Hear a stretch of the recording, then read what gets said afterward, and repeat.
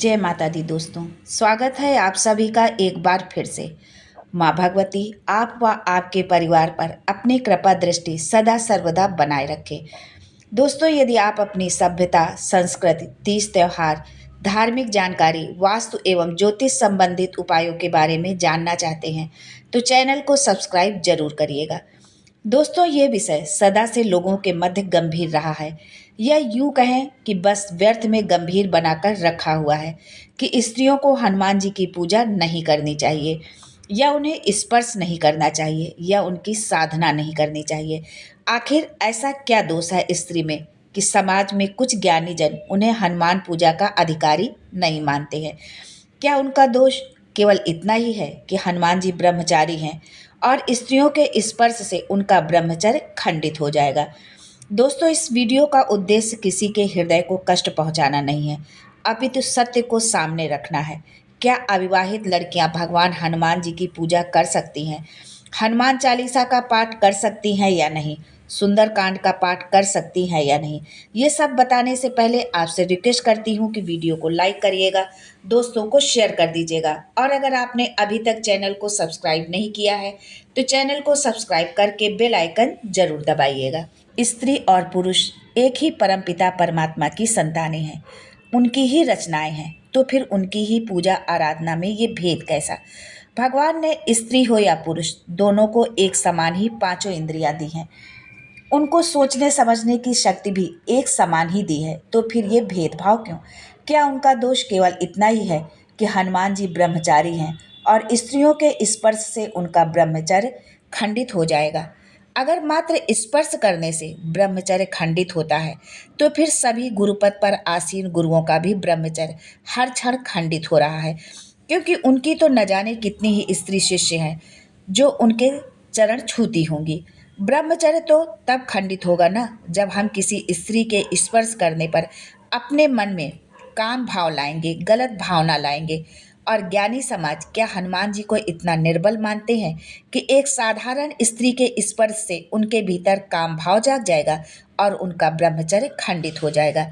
अरे, जिन्हें स्वर्ग की अप्सराएं, यक्षिणियां आदि अपनी ओर आकर्षित नहीं कर पाई, तो उन्हें सांसारिक स्त्री कैसे आकर्षित कर पाएगी?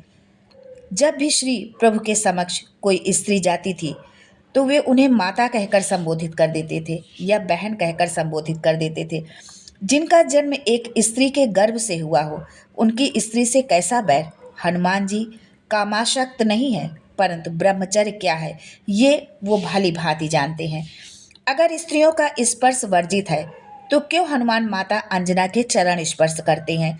अब ये न कहना कि वो तो उनकी माँ थी, ये बहुत पुराने बहाने हो चुके हैं। अगर वो उनकी माँ थी तो जो राक्षसी होती थी वो भी तो उनकी माँ नहीं होती थी ना?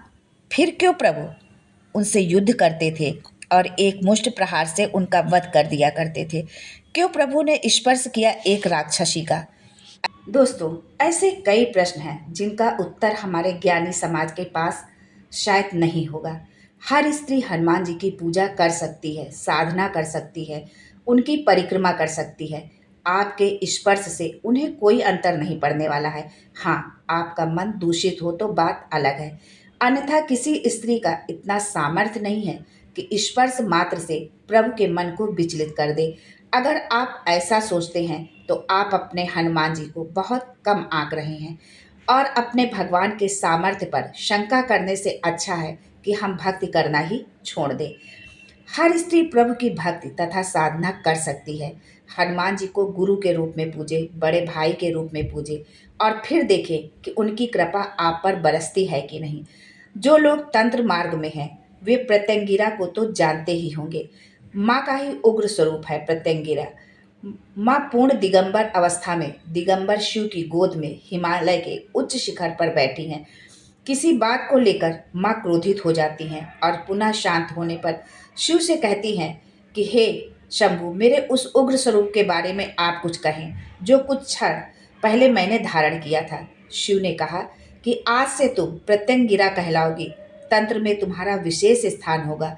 शिव के दिगंबर देह से दिगंबर अवस्था में प्रकट होती हैं। प्रत्यंगिरा अंग पर एक धागा भी नहीं है, इसीलिए प्रत्यंगिरा है। कृत्या तक को भस्म कर देने वाली एक हुंकार मात्र से ब्रह्मांड को फोड़ देने वाली ये प्रत्यंगिरा और हर देवता के अंग में विराजती हैं प्रत्यंगिरा।